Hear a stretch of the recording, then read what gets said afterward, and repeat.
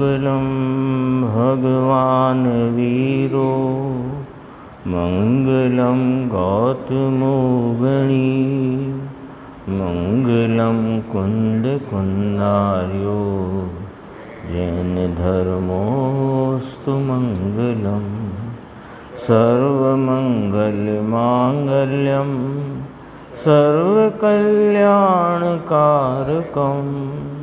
प्रधानम सर्वधर्माणां जैनम जयतु शासनम सहजानंद चैतन्य प्रकाशाय महीयसे नमो अनेकांत वेशांत महिमने परमात्मने।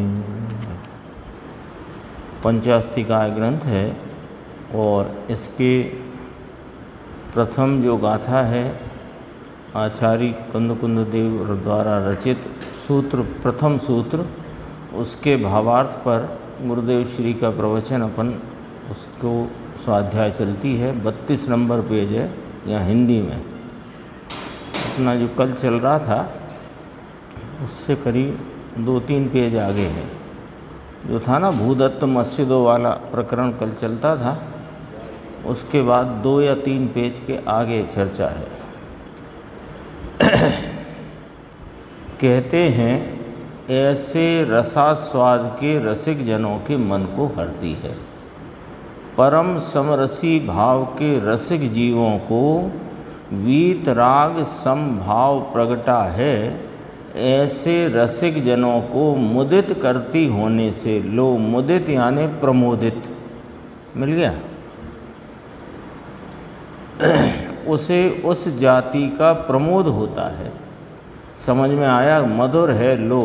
अब कहते हैं कि विशद और स्पष्ट व्यक्त है, ऐसा कहते हैं कि शुद्ध जीवास्तिकाय आदि 7 तत्व, शुद्ध जीव अस्तिकाय, शुद्ध जीव अस्तिकाय पहला, असंग प्रदेशी भगवान और अनंत गुण वाला शुद्ध जीव। अस्थि असंग प्रदेशी, काय उसका समूह, शरीर आदि 7 तत्व 9 पदार्थ, फिर 7 तत्व में पुण्य पाप मिलाए तो 9 पदार्थ। ऐसे 6 द्रव्य और 5 अस्थिकाय का संशय विमोह विभ्रम रहित निरूपण करती है। ऐसा होगा, ऐसा होना चाहिए, ऐसा नहीं, ऐसा है, इस प्रकार निरूपण करती है। ये बात आई ना, विशद और स्पष्ट व्यक्त है जिनवाणी। जिनेंद्र परमात्मा को नमन करते हैं कि उसकी जिनेंद्र परमात्मा की विशेषता कहते हुए उनकी वाणी की बात करी, तो उसमें कहते हैं कि विशद और स्पष्ट व्यक्त है। तो कहा 6 द्रव्य 5 अस्तिकाय, ऊपर से ही आया ना, शुद्ध जीवास्तिकाय आदि 7 तत्व 9 पदार्थ, 6 द्रव्य 5 अस्तिकाय का संशय विमोह विभ्रम रहित निरूपण करती है। ऐसा होगा, ऐसा होना चाहिए, ऐसा नहीं, ऐसा है, ऐसे करके निरूपण है। समझ में आया? आगे देखना, मिल गया? आगे देखना अगले पेज पे कि कहते हैं पूर्वापर, पूर्व अपर पहले और बाद में विरोध आदि दोष रहित होने से, पूर्वापर विरोध आदि दोष है, उससे रहित है। कैसी? कि पहले कुछ कहा हो और बाद में कुछ कहे। पहले पंचास्तिकाय में कुछ कहा और फिर समय सार में कुछ कहे। ऐसा पूर्वापर, पूर्व और अपर, पहले और बाद में विरोध रहित है, विरोध है नहीं, है ना। भले शैली का फर्क आए, किसी विषय की निरूपण में उस विषय की प्रधानता का फर्क आए, लेकिन जो सिद्धांत निरूपित होता है, जो वस्तु का स्वरूप प्रतिपादित होता है, वो कोई सा शास्त्र हो जिनेंद्र परमात्मा की परंपरा में, उसमें कहीं आगे पीछे पहले बाद में कोई विरोध आता नहीं है। प्रवचन सार में कहें रागादि परिणाम शुद्ध निरूपण न शुद्ध न के निरूपण स्वरूप कथनी का कथन है कि रागादि परिणाम जीव का है। समय सार में कहें कि वह जीव का नहीं पुद्गल का है। तो ये विरोध हुआ कि न विरोध न हुआ। वहाँ पर अन्य द्रव्य से भिन्नता कराने को रागादि भाव जीव का ही है, अन्य का नहीं, यह बात कही। और यहाँ जीव का स्वभाव सिद्ध करने को रागादि भाव जीव का स्वभाव नहीं, तो वह पुद्गल के लक्ष्य से हुआ होने से पुद्गल का कहा, विरोध नहीं है। देखो आगे फिर इसी बात का भावार्थ है ना, तो उसी का पुनः से स्पष्टीकरण आता है अगले पेज पे नीचे। अपनी अपनी भाषा में स्पष्ट अर्थ का प्रतिपादन करती है, इसलिए विशद स्पष्ट व्यक्त है। वाणी ऐसी ही है, इसमें विवाद उठाना कि वाणी को प्रमाणपना भगवान को नहीं, वाणी को प्रमाणपना भगवान को नहीं, तो कहते पुरुष प्रमाण से वचन प्रमाण आता है कि नहीं, है ना। ये वाली बात उठती है कि वाणी को प्रमाणपना कहा तो वह भगवान के कारण से है, सर्वज्ञ के कारण से है, सर्वज्ञ का कहा हुआ होने से है। तो वो बात कहते हैं पुरुष प्रमाण से वचन प्रमाण है। वक्तुम प्रमाणम वचन प्रमाणम, वक्ता कौन है उसके ऊपर वचन का प्रमाण आता है। वह तो पर के निमित्त की अपेक्षा से प्रमाण कहा, परंतु वाणी का प्रमाणपना वाणी अपने से ही प्रमाण रूप है। ये बात थोड़ी समझना क्या कहना चाहते हैं। वक्तुम प्रमाणम वचन प्रमाणम, वक्ता के प्रमाण पर वचन का प्रमाण है। ये बात व्यवहार से निमित्त की अपेक्षा से है कि भगवान कैसे हैं कि वीतरागी हैं और सर्वज्ञ हैं, इसलिए उनके वचन प्रमाण रूप हैं, हितकारी हैं, प्रमाण रूप हैं, क्योंकि वे सर्वज्ञ हैं और वीतरागी हैं।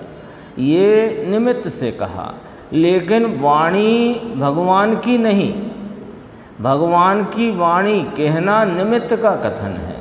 वाणी किसकी है कि वाणी स्वयं वाणी की है, तो वाणी अपने से प्रमाण रूप है।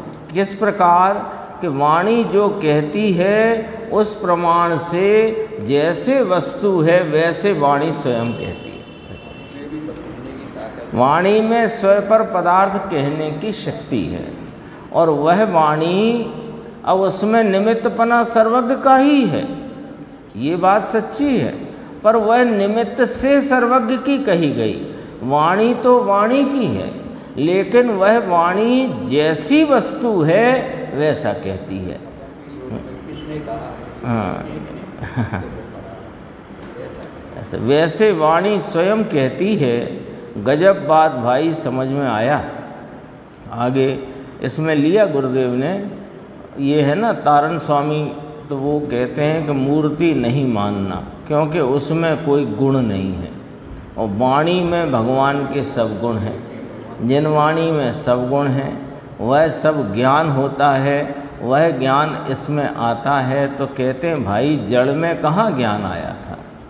जैसे प्रतिमा में अरिहंत के गुण नहीं, ऐसे वाणी में भी अरिहंत के गुण नहीं, लेकिन निमित्त नैमित्तिक संबंध जैसे वाणी का सर्वज्ञ भगवान से है, ऐसे ही निक्षेप रूप संबंध प्रतिमा का भगवान से है।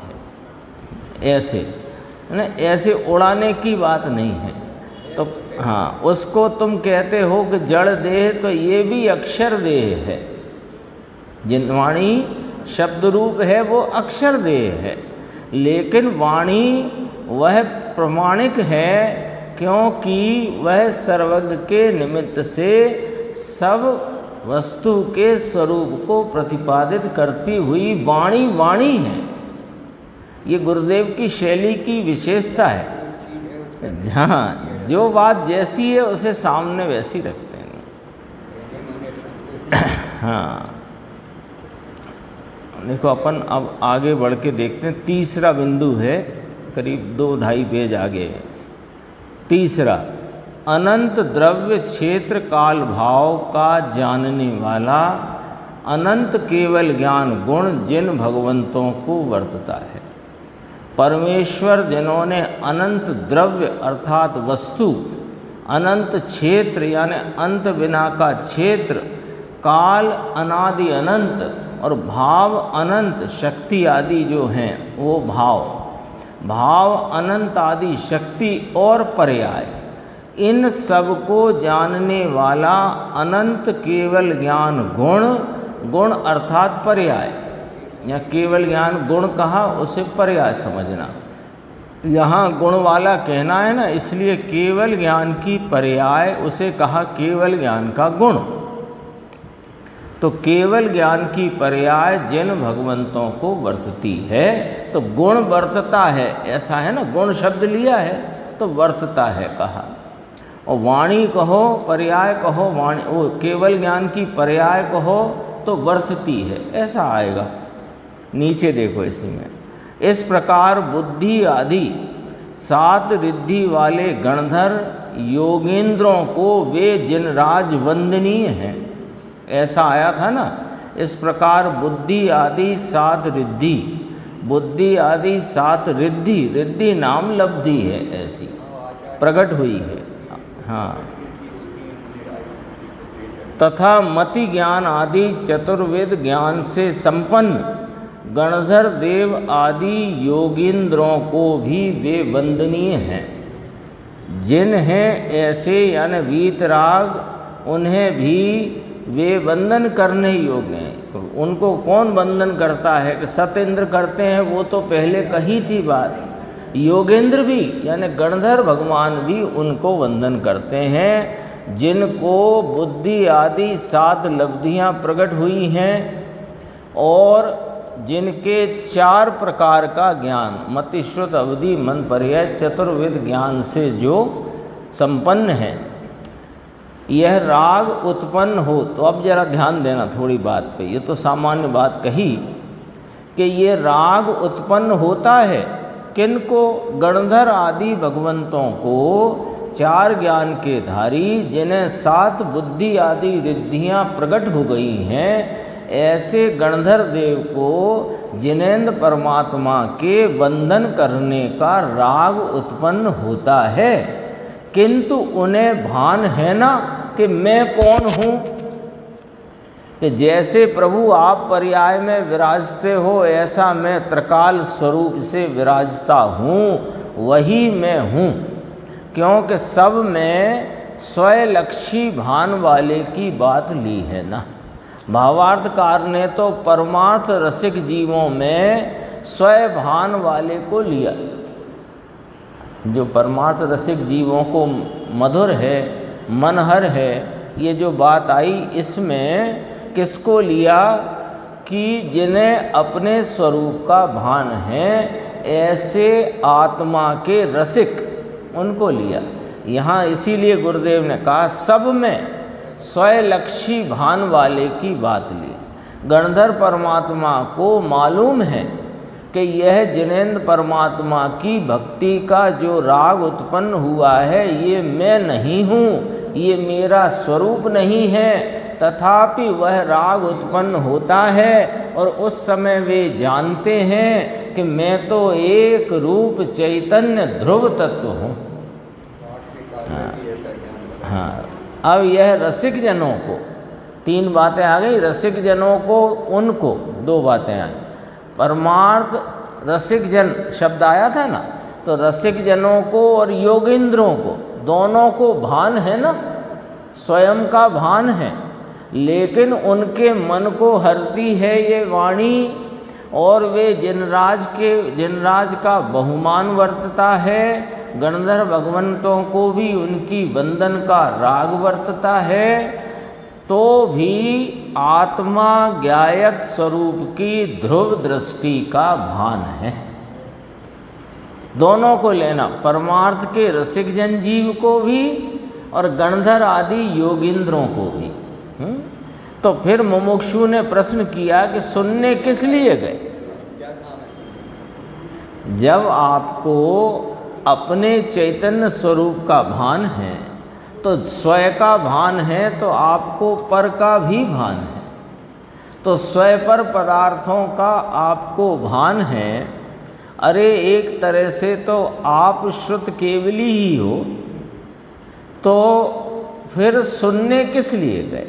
और सुनने का राग और उनकी वंदन का राग, ये राग आपका स्वरूप नहीं, ये आप भली भांति जानते हो, फिर सुनने किस लिए गए? तो कहा यह सुनने का विकल्प आए बिना नहीं रहता। पूर्ण वीतरागता नहीं है तो राग का अंश है और अभी कमजोरी का भाव है। संजुलन कषाय है ना, कमजोरी से ये व्यवहार आए बिना नहीं रहता, ऐसा इस प्रकार से सिद्ध करते हैं। ये शांति भाई भारी बात है भाई। फिर गुरुदेव ने कहा जहाँ जहाँ जे जे योग छे तहाँ समझना ते, त्याता ते ते आचरे आत्मार्थी जन ए, है ना मूल। ये तो हिंदी कर दिया है। तो वो जो जहाँ कहा जा रहा है उसको वहाँ समझो।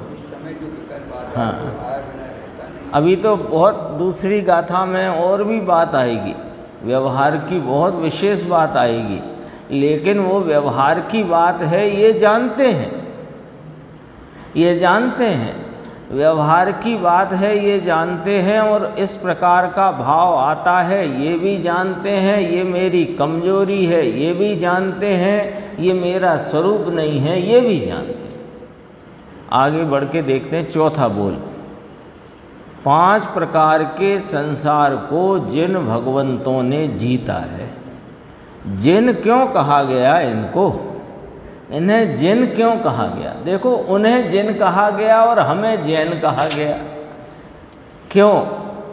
वे जिनेंद्र हैं और हम उनके अनुयायी हैं, उनके पुत्र हैं, तो हम जैन हैं। तो वे जिन क्यों हैं कि उन्होंने 5 प्रकार के संसार को जीता है ना। जितेंद्रिय होने से जिन है, ये भी आती है व्याख्या। तो जितेंद्रिय पना कहो कि 5 प्रकार के संसार को जीतना कहो, एक ही बात है।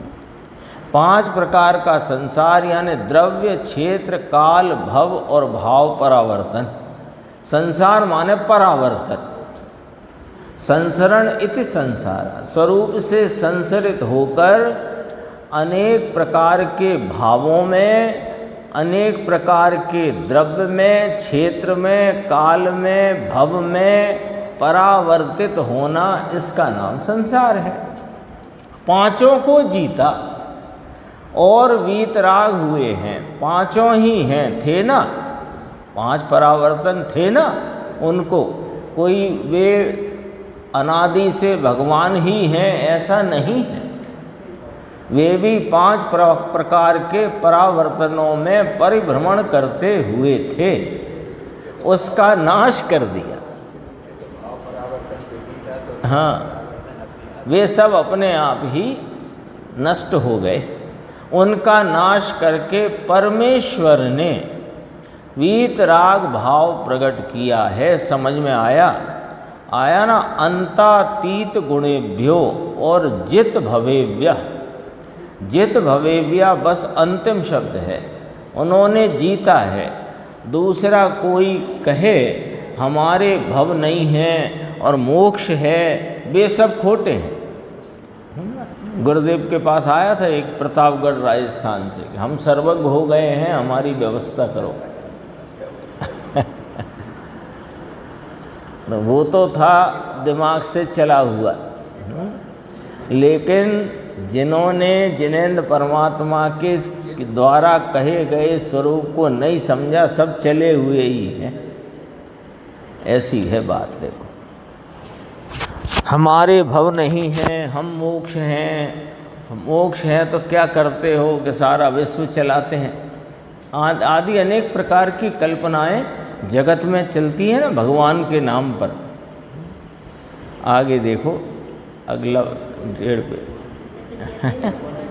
वैकुंठ को ही मोक्ष मान लेते हैं। हाँ वो अपनी आत्मा का ही आदर करते हैं, वही परमानंद है। हाँ निर्बुद्धि को नमस्कार करेंगे तो एक आदर है। देखो, ये जो स्वरूप को जानने के बाद जिनेंद्र परमात्मा के प्रति भक्ति और बहुमान का राग आए बिना रहता नहीं। क्यों नहीं आए बिना रहता? कि वे खुद पूर्ण वीतराग नहीं हुए, इसलिए। क्योंकि रागी का नियम है, रागी को किंचित उपयोग पर में जाएगा तो राग उत्पन्न होगा ही। किंचित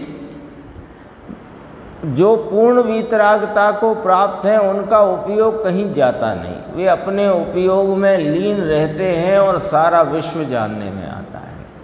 और जब तक छद्मस्त है तब तक उपयोग की वृत्ति अंतर्मुख और बहिर्मुख दो प्रकार से चलती है। चाहे साधक हो, और बाधक के तो अंतर्मुखता है ही नहीं। अब वो साधक को अंतर्मुख बहिर्मुख दोनों चलते हैं। तो गणधर देव भी साधक भाव में हैं, तो साधक भाव में हैं तो उनको बहिर्मुखता का भाव आ ही जाता है। उसका कारण है पुरुषार्थ की कमजोरी।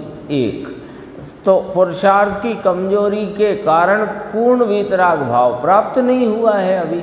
तो पूर्ण वीतराग भाव प्राप्त नहीं हुआ तो एक संजुलन संबंधी कषाय बाकी है। तो कषाय बाकी है तो कषाय का भाव आएगा ही। तो उपयोग जब स्वरूप में स्थिर नहीं रहता, परिणति तो स्वरूप के आलम्बन में निरंतर अखंड धारावाही चलती है, लेकिन उपयोग अखंड नहीं चलता। तो उपयोग में जैसे वह उपयोग बाहर जाता है तो राग आता है, लेकिन वे जानते हैं कि यह मेरी कमजोरी है, ये राग आए बिना रहता नहीं। किंतु न कमजोरी मेरा स्वरूप है, न राग मेरा स्वरूप। श्रद्धा ऐसी ही चल रही है अखंड। देखो, इस प्रकार कृत कृत्यपने के कारण कृत कृत्य हो गए। शब्द है ना, कृत कृत्य। कृत माने कर लिया है, कृत्य माने करने योग्य। करने योग्य को कर लिया है। जिनेंद्र परमात्मा के कृत कृत्यपना प्रकट हो गया है। अब उन्हें कुछ करना बाकी नहीं, वे ही अब उन्हें कुछ करना बाकी नहीं, वे ही अन्य आकृत कृत जीवों को शरणभूत हैं। निमित्त रूप से ये देखो व्यवहार, ये व्यवहार की बात है। शरणभूत आकृत कृत कौन है? साधक जीव। तो साधक जीवों को शरण कौन कहा? कि अरिहंत देव। ये व्यवहार कथन है।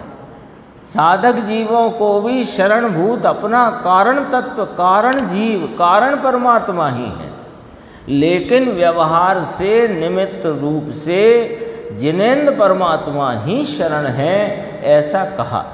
निश्चय से शरण तो भगवान आत्मा, केवली पण्णत्तो धम्मो शरणम। अरिहंता शरणम, सिद्धा शरणम, साहू शरणम आता है ना मांगलिक में, तो मांगलिक आता है चत्तारी मंगलम। ऐसे अरिहंता शरणम, सिद्धा शरणम। वे बौद्ध कहते हैं बौद्धम शरणम, बौद्धम शरणम नहीं होता वो, कुछ बुद्धम शरणम गच्छामि आता है ना, अकलंग देव निकलंग देव की स्टोरी में आता है। बुद्धम शरणम नहीं होता। हाँ, शरणम निज आत्मा शरणम गच्छामि वास्तव में तो। और व्यवहार से अरिहंता शरणम, सिद्धा शरणम, साहू शरणम, केवली पण्णत्तो धम्मो शरणम। ऐसे अरिहंत सर्वज्ञ देव वे व्यवहार से शरण होते हैं। निश्चय से तो आत्मा आनंद कंद पूर्णानंद का नाथ, वह शरण करने योग्य। ये इस प्रकार का पाठ तो बालबोध भाग 1-2 में दिया है। उसमें भी जो चत्तारी मंगलम का पाठ है उसमें ये बात रखी है कि निश्चय से तो अपना आत्मा ही शरणभूत है।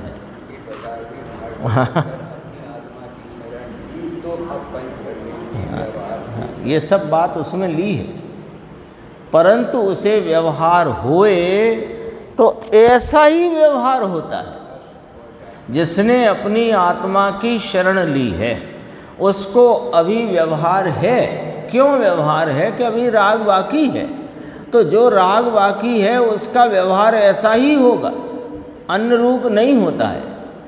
तो व्यवहार होए तो ऐसा व्यवहार होता है, दूसरा व्यवहार नहीं होता, ऐसा सिद्ध करते हैं इस कथन के द्वारा। अब अंतिम चर्चा है इसकी, फिर दूसरी गाथा प्रारंभ होगी। आगे जहाँ ये पूर्ण होने वाला है उसके देखना है। इस प्रकार व्याख्यान काल में सर्वत्र, ये बात जयसेन स्वामी ने लिखी है तो उसको यहाँ पर इसमें नीचे फुटनोट में शामिल किया। इस प्रकार व्याख्यान काल में सर्वत्र प्रत्येक शब्द को प्रत्येक गाथा में 5 भाव से उतारना है ना। वो आया सब शब्दार्थ, फिर आगमार्थ, नयार्थ, मतार्थ और भावार्थ, ऐसे 5 प्रकार से था। ये लोग ऐसा ही कहे ना, परंतु इसमें लिखा है कि भगवान भी किस नय का वाक्य है। देखो अभी क्या कहते हैं, भगवान अरिहंत देव, भगवंत सिद्ध परमात्मा, ये जो हमने बोला ये किस नय का वाक्य है बताओ? असद्भूत व्यवहार नय का। ये नयार्थ लगाना इसमें, शब्दार्थ एक है ना। ये गुरुदेव ने कहा एक एक शब्द को 5 भाव उतारना। तो वास्तव में तो वाक्य आएगा उसमें उतरेगा, पर शब्द पे भी उतरेगा। ऐसे अरिहंत, भगवंत, सिद्ध, भगवंत, ये शब्द आया ना, तो इसका शब्दार्थ क्या हुआ कि वे अरिहंत हैं जिन्होंने अपनी परिणति में आत्मा के लाभ को प्राप्त किया आदि, ये शब्दार्थ हुआ। आगमार्थ कि फिर आगमार्थ से कहो कि जिन्होंने निस्वभाव साधन द्वारा 4 घातीय कर्मों का नाश किया, ये निमित्त आ गया, और अपने स्वरूप की केवल ज्ञान आदि अनंत चतुष्टय की प्राप्ति करी, शब्दार्थ आ गया। ये आगमार्थ आ गया। नयार्थ आया, असद्भूत व्यवहार ने का कथन है। मतार्थ आ गया कि भगवान वे ही होते हैं जो सर्वज्ञ और वीतराग होते हैं, अन्य कोई किसी प्रकार भगवान कहे वो भगवान होते नहीं, ये मतार्थ आ गया। और भावार्थ ये आ गया कि जैसे अरिहंत अपने स्वरूप की शरण से अरिहंत पद को प्राप्त हुए हैं, ऐसे तुम भी अपने ऐसे ही स्वरूप की शरण लो, ये भावार्थ आ गया। देखो भगवान भी किस नय का वाक्य है? हितकर कहा ना, भगवान हितकर होते हैं। अब ये पूरा वाक्य आ गया, एक शब्द लो फिर उसका वाक्य लिया, तो भगवान की वाणी या भगवान हितकर हैं। तो ये किस नय का वाक्य है? गुरुदेव ने स्वयं प्रश्न रखा। मुमुक्षु ने कहा कि असद्भूत व्यवहार नय का। क्यों कि हितकर निश्चय से, हितकर तो अपना कल्याण स्वरूप कारण परमात्मा है, और ये कारण परमात्मा मैं हूँ ऐसा बताने वाले अरिहंत परमात्मा को व्यवहार से, निमित्त से हितकर कहा। तो कौन सा व्यवहार है ये? असद्भूत व्यवहार। यह तो असद्भूत व्यवहार नय का है। समझ में आया? ये हितकर हो तो उसके सामने देखा करो, हो जाएगा हित। तेरे ही भरोसे आदिनाथ वाले चक्कर में पड़ जाओगे। यह तो व्यवहार से हितकर कहा है, और वही निमित्त होते हैं, दूसरा नहीं होता है, इसलिए कहा है ये व्यवहार। व्यवहार कहने का कारण क्या? ये भी आता है ना, यह कथन व्यवहार का है। इस व्यवहार में उपचार से या किसी का किसी पर उपचार है। हितकारी यह चैतन्य भगवान, इस हितकारी वस्तु को बताने वाले वे निमित्त हैं, इसलिए उन पर उपचार किया गया है। उपचार करने का कारण क्या? कि वे ही निमित्त हैं, अन्य कोई नहीं, इसलिए उपचार किया गया है। और उसमें परमार्थ क्या बताया है? कि कि जैसे वे अपने स्वरूप की साधना पूर्वक उस पद को प्राप्त हुए हैं, तो तुम भी अपने स्वरूप की साधना करो। ये इसका उपदेश नहीं दिया, उपदेश ही ये आया है। मेरी कोई मत देख। हाँ, यह तो व्यवहार से हितकर कहा और वही निमित्त होते हैं, दूसरा नहीं होता, इसलिए कहा है ये लगाने योग्य है। लो ऐसे हर जिनवाणी के हर वाक्य में इस प्रकार से अर्थ निकालो, तब उसका तात्पर्य अभिप्राय आपको ख्याल में आएगा। अन्यथा शब्दों के पीछे दौड़ जाओगे तो शब्द में तो बहुत व्यवहार रहता है, परमार्थ प्राप्त नहीं हो सकेगा। प्रत्येक भावार्थ लगाने योग्य है, ऐसा कहा। लो संक्षिप्त में सब आता है ना। ये अपनी पहली गाथा यहाँ पूर्ण होती है। दूसरी गाथा अपन प्रारंभ करते हैं। यहाँ 43 नंबर पेज है हिंदी में, 33 है गुजराती में। समण मुह गदमठ्ठम चदुगद्दिनिवारणं सरिबाणं एसो पणमेय सिरसा समय मिणम सुणह बोक्ष्यामि।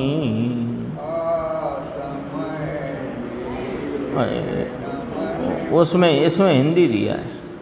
सर्वज्ञ भासित भव निवारक मुक्ति के जो हेतु हैं, उन जिन वचन को नमन कर मैं कहूँ तुम उनको सुनो। अब देखो कितना व्यवहार आ गया इसमें। मैं कहूँगा तुम सुनना, जिन वचन जो कि मुक्ति के हेतु हैं, भव निवारक हैं, कितना व्यवहार है। लेकिन इसमें से परमार्थ निकालना चाहिए। पूरा ही सूत्र ही व्यवहार का है। सर्वज्ञ भाषित, पहली बात तो भाषा सर्वज्ञ की है नहीं, भाषा तो पुद्गल की है, और वह भाषा भव निवारक नहीं है। वो भाषा में जो शुद्धात्म स्वरूपता का भाव प्रतिपादित है, उस शुद्धात्म स्वरूप का आलम्बन ले तो वह भव निवारक है और मुक्ति का हेतु है।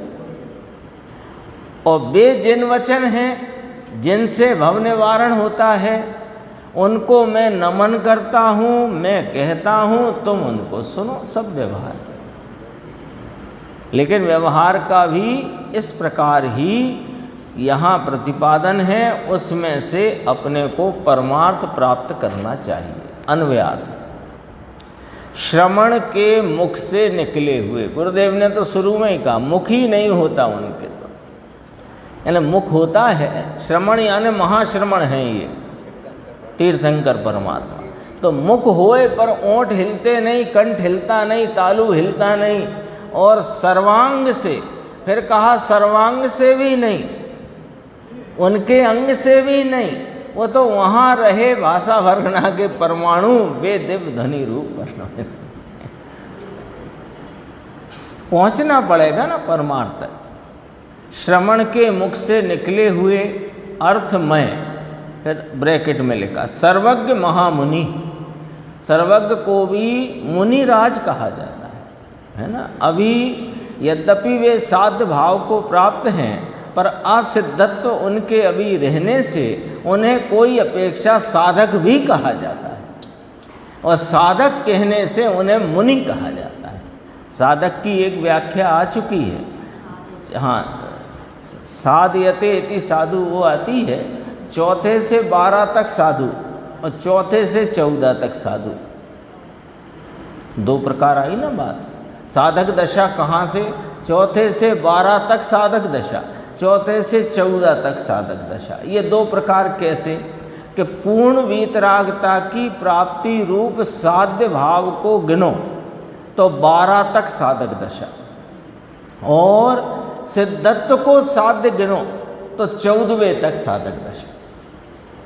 दोनों आते हैं प्रकार। सर्वज्ञ महामुनि के मुख से कहे गए पदार्थों का कथन करने वाले, चतुर्गति निवारणम, 4 गति का निवारण करने वाले। कौन? उनके वचन श्रवण के मुख से महाश्रवण यानी सर्वज्ञ परमात्मा तीर्थंकर आदि अरिहंत देव, उनके मुख से निकले हुए जो अर्थमय माने पदार्थों के स्वरूप को बताने वाले। चतुर्गति निवारणम, 4 गति का निवारण करने वाले यानी संसार से मुक्त करने वाले।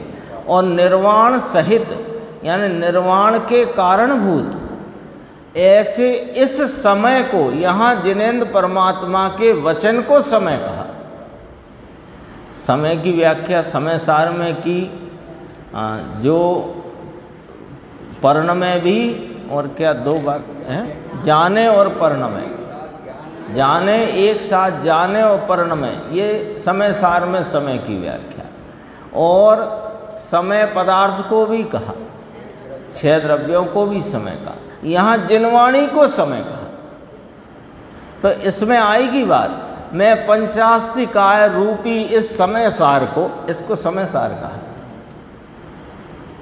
यहाँ जिनवाणी को समय कहा।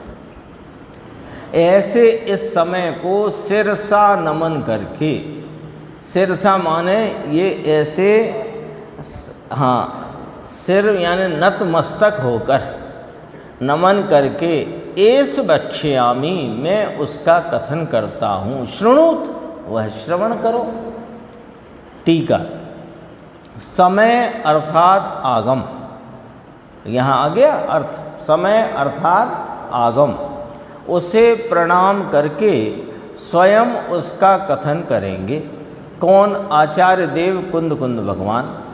ऐसी यहाँ श्रीमद् भगवत कुंद कुंद आचार्य देव ने प्रतिज्ञा की है।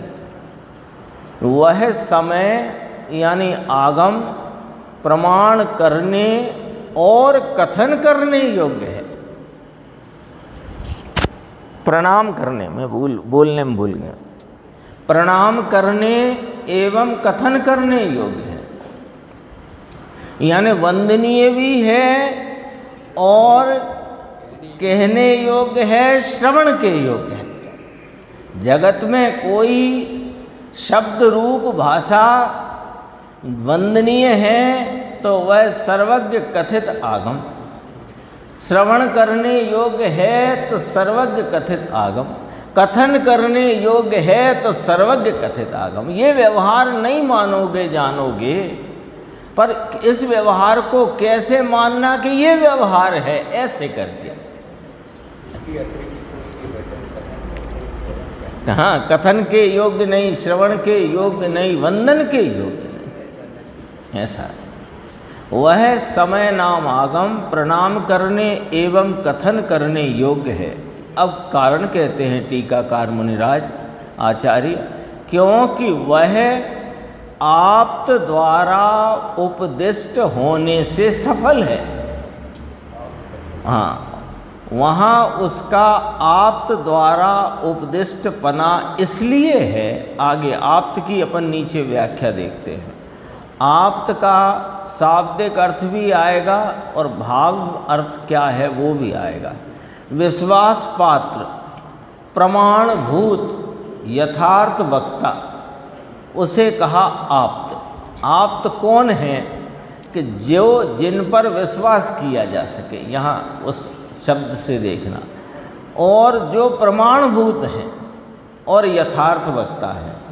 हाँ, सर्वज्ञ देव समस्त विश्व को प्रति समय संपूर्ण रूप से जान रहे हैं, तो सर्वज्ञ हैं, एक पॉइंट। और वे वीतरागी है, यानी मोह राग द्वेष रहित होने के कारण उन्हें असत्य कहने का लेश मात्र प्रयोजन नहीं रहा है। असत्य बोलने का प्रयोजन कब तक है? कि जब तक मोह राग द्वेष है। हाँ, असत्य वचन तभी मिलेगा जब या तो अज्ञान होगा या राग द्वेष। तो मोह राग द्वेष हो तो असत्यता की गुंजाइश है, लेकिन उनके तो मोह राग द्वेष का किंचित लेस मात्र भी नहीं है।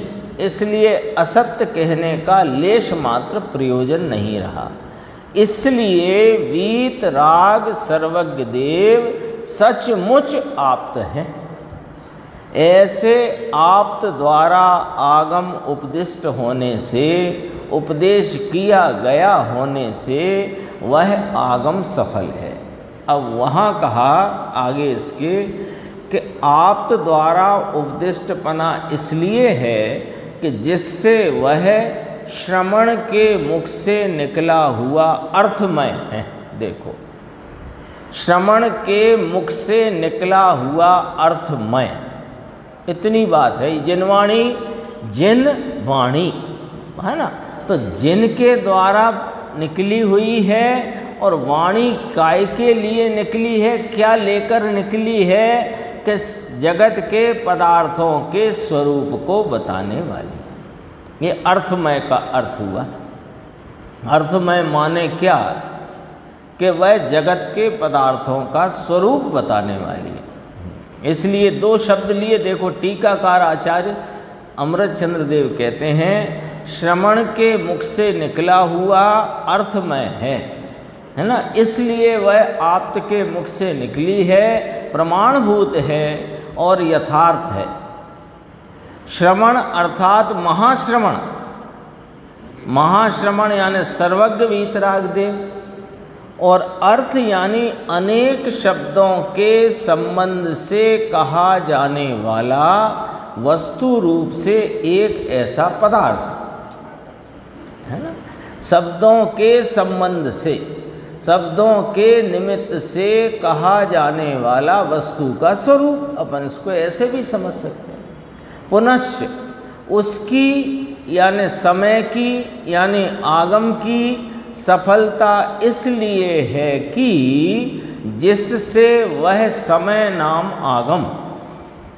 अब यहाँ उसके पॉइंट यहाँ पर दिए टीकाकार आचार्य। नारकत्व, त्रियंचत्व, मनुष्यत्व तथा देवत्व स्वरूप चार गतियों का निवारण करने का कारण है। एक। दूसरा, शुद्धात्म तत्व की उपलब्धि रूप निर्वाण का परंपरा से कारण होने के कारण परंपरा से कारण होने। हाँ, लेकिन शुद्धात्म तत्व की उपलब्धि जिनेंद्र परमात्मा की वाणी से परंपरा से होती है। ये वाली बात यहाँ रखी। ये इतना ये व्यवहार है, सच्चे निमित्त का यहाँ ज्ञान कराया है। जैसे निर्वाण शुद्धात्म तत्व की उपलब्धि ही निर्वाण है, तो शुद्धात्म तत्व की उपलब्धि तो अपने वर्तमान उपयोग से स्वरूप का आलम्बन लेने से होती है, वाणी से नहीं होती है। आ गया ना, अभी गाथा आ गई थी अपनी परमात्म प्रकाश में, वेद से नहीं, शास्त्र से नहीं, मन और इंद्रिय से यह नहीं प्राप्त होती, क्योंकि आत्मा शब्दातीत है और आत्मा विकल्पातीत है, आत्मा इंद्रियातीत अमूर्तिक है, इसलिए वह इनसे प्राप्त नहीं होती। ये परमात्म प्रकाश में बात है। तो वो यहाँ उस बात को सामने रख लो, यथार्थ बात को, और यहाँ यथार्थ निमित्त को सामने रख दिया। तो निमित्त को सामने रखकर परंपरा कारण कह दिया, क्योंकि वाणी का भी जब लक्ष्य छूटता है तब शुद्धात्म तत्व की उपलब्धि होती है, इसलिए परंपरा कारण का। हाँ, को छोड़ के बाज पे जाओ। हाँ, और यदि जिनवाणी में ही उपयोग लगा हुआ है तो शुद्धात्म तत्व की उपलब्धि नहीं होगी, राग की होगी। ये तो आता है ना, संजय का भाव मिले तब आत्मा। अरे परमानंद स्वामी ने तो यहाँ तक लिख दिया कि जो बुद्धि जाती है वो व्यवचार। हाँ, उन्होंने लिखा अपने पूज्यपाद स्वामी ने, हाँ उसमें पद्मनंदी ने लिखा, और पूज्यपाद स्वामी ने ये लिखा कि मुझे दूसरों को समझाने का भाव आता है, ये मेरा उन्मत्तपना है। पूज्यपाद स्वामी। अब देखो दो पॉइंट और कहे। निर्वाण का परंपरा से कारण होने के कारण, परतंत्रता निवृत्ति जिसका लक्षण है और स्वतंत्रता प्राप्ति जिसका लक्षण है, ऐसा फल, फल के 2 पॉइंट, अस्ति नास्ति, परतंत्रता निवृत्ति और स्वतंत्रता की प्राप्ति, ये फल का लक्षण है। ये फल प्राप्त होता है शुद्धात्मा की उपलब्धि रूप से।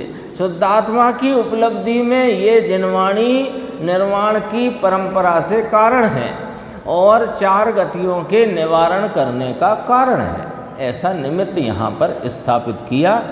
फल का भी यहाँ फुटनोट दिया, देखो 4 गति का निवारण अर्थात परतंत्रता की निवृत्ति और निर्वाण की उत्पत्ति अर्थात स्वतंत्रता की प्राप्ति, वह समय का यानी आगम का फल है। ये चर्चा कही, फिर भावार्थ देखते हैं। वीतराग सर्वज्ञ महाश्रमण के मुख से निकले हुए शब्द समय को कोई आसन्न भव्य पुरुष सुनकर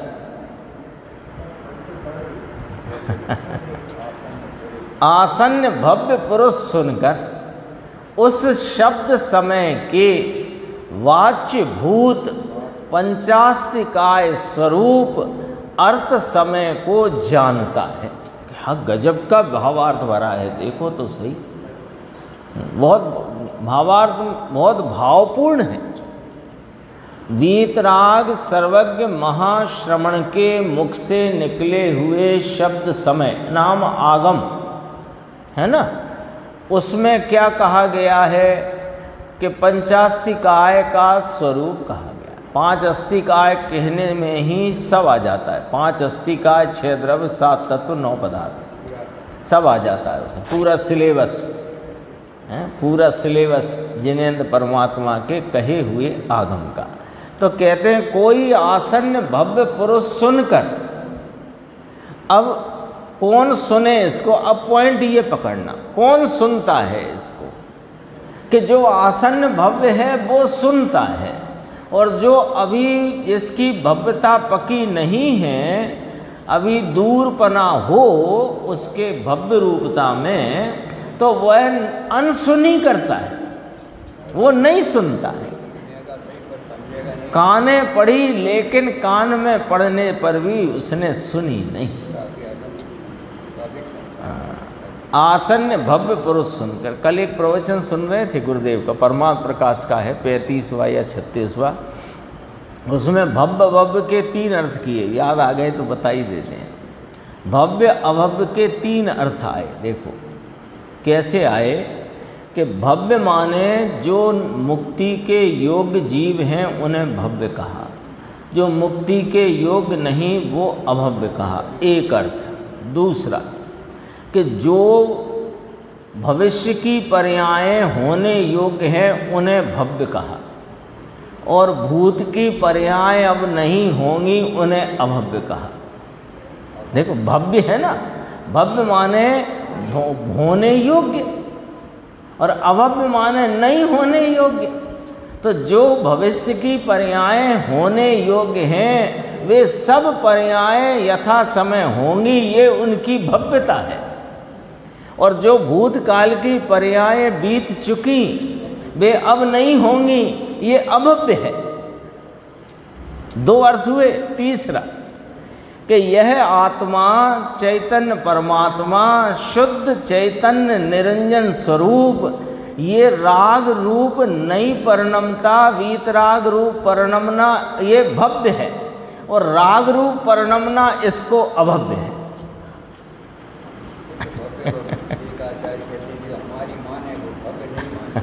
वो भव्य जीव अभव्य जीव की एक व्याख्या, 3 व्याख्या आई, एक जीव की अपेक्षा भव्य अभव्य, एक भूत भविष्य की पर्यायों की अपेक्षा भव्य अभव्य, और एक स्वभाव की अपेक्षा भव्य अभव्य, कि अपने वीतराग रूप पर्याय से परिणमना भव्य है और राग रूप परिणमना इस जीव को अभव्य है।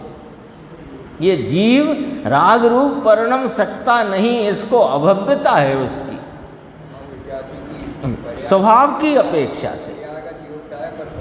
ये गुरुदेव फरमाते हैं कि ये शक्ति आई कि नहीं आई, 39 नंबर की भाव शक्ति, जिसमें कहा पर कारकों से उपरम स्वरूप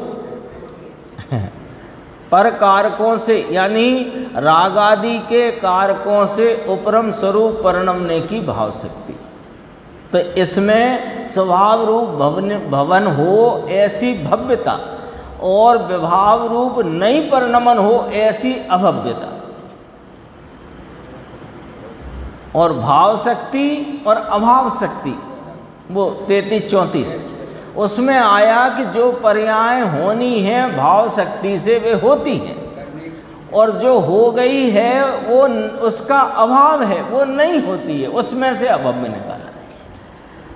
क्या गुरुदेव श्री का एक एक भाव कहाँ कहाँ से खींच के लाते थे। तो ये शब्द आया भव्य का तो याद आ गई, अभी सुना था तो देखो। शब्द समय को कोई आसन्न भव्य पुरुष सुनकर अपने विषय पे आते हैं, उस शब्द समय के वाच्यभूत उस आगम का, आगम तो वाचक है, वाचक का वाच्यभूत कौन है कि 5 अस्थिकाय 6 द्रव्य 7 तत्व 9 पदार्थ सब आ गए इसमें। वे अर्थ समय है, ये आगम शब्द समय है, उसमें जो उसका वाच्यभूत है वो शब्द समय है, वो अर्थ समय है, और उस अर्थ को जो जानता है वो ज्ञान समय है। तीन इसमें आएगी चर्चा, हाँ 3 समय की आएगी इसमें चर्चा आएगी पंचास्तिकाय में। शब्द समय, अर्थ समय, जो इसे जाने सो ज्ञान समय। अब जाने कौन उसका यहाँ वर्णन आएगा। देखो पंचास्तिकाय स्वरूप अर्थ समय को जानता है।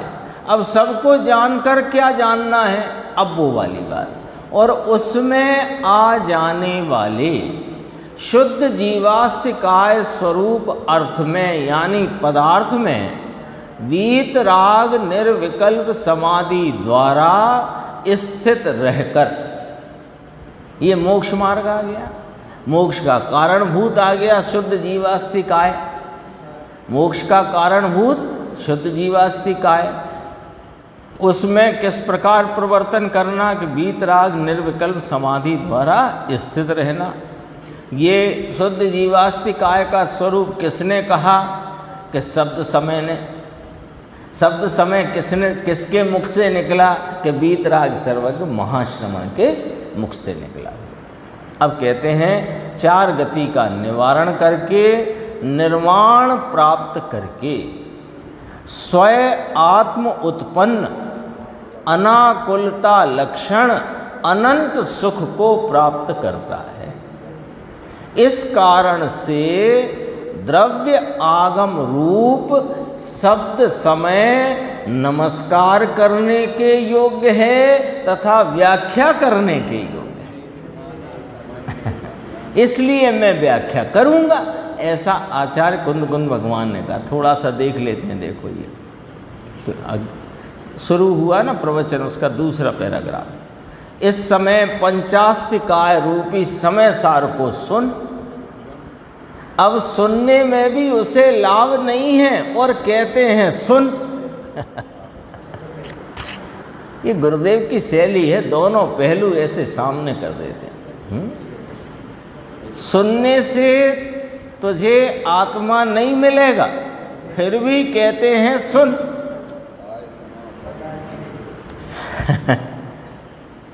आया था ना उसमें सूत्र में, श्रणतु सुनो, मैं कहूंगा तुम सुनो, आया था शब्द। मोक्ष है ना, बक्ष्यामि श्रणतु, मैं कहूंगा तुम सुनना। तो अब सुनने में भी उसे लाभ नहीं है और सुन।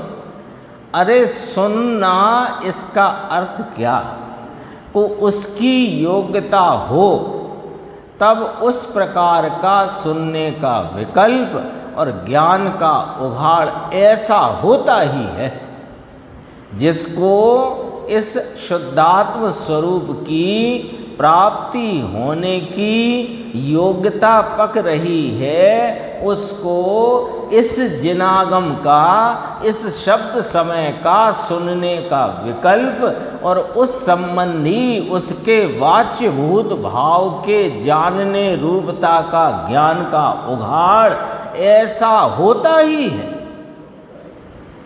ये व्यवहार सिद्ध करते हैं। ये इतना व्यवहार इस ही प्रकार का होता है।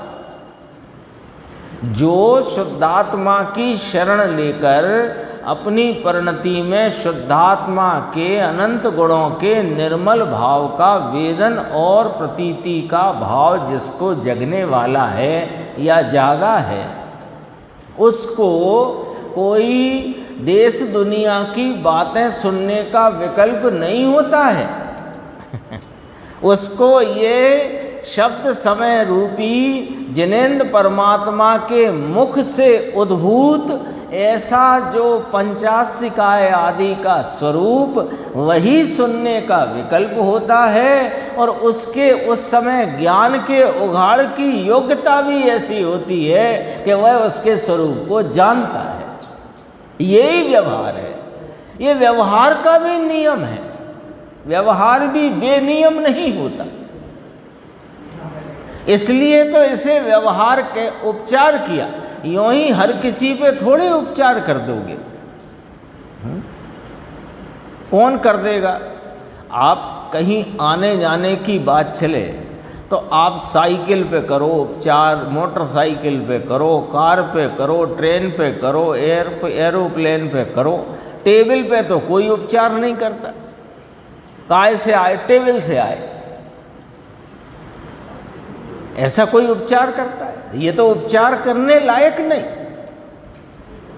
तो आप पधारे हो, इसका पधारे तो हो स्वयं अपनी क्रियावती शक्ति से जीव की जुदा और पुद्गल की जुदा।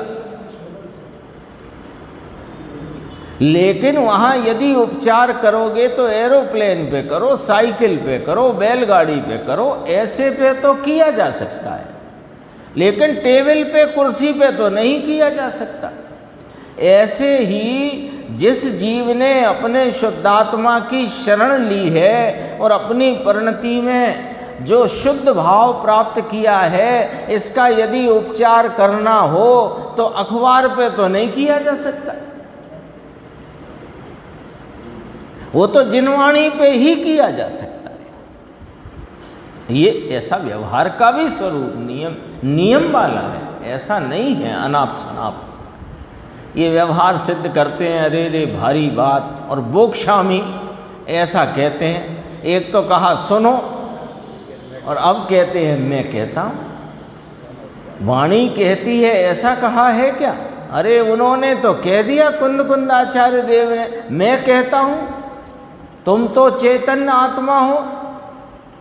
भाषा रूप परिणमन इस आत्मा की शक्ति नहीं, तुम कैसे कहते हो?